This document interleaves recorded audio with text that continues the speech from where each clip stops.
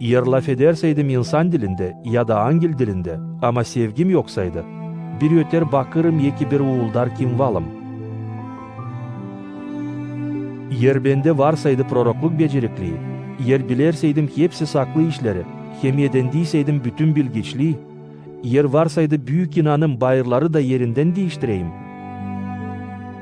Ama yoksaydı sevgim, o zaman ben bir şey değilim. Eğer bütün varlığımı bağışlarsaydım ki doyurayım fukaraları, eğer güydemi ateşe verirseydim ama sevgim yoksaydı,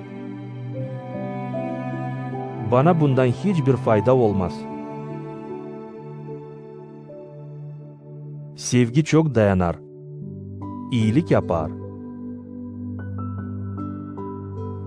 Sevgi kıskanmaz, övünmez,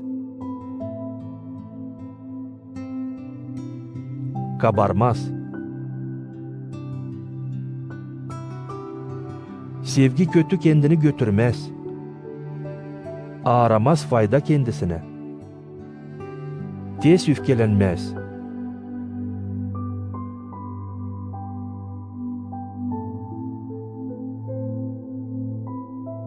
Küsü tutmaz, kötülüğe sevinmez ama aslılığa sevinir.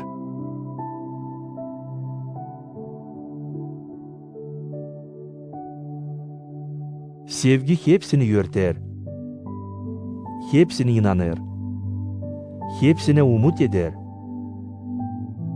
hepsine dayanır.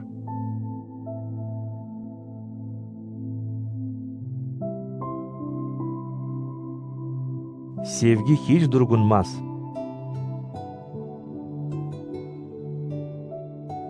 Şimdi kalır bunlar üçü: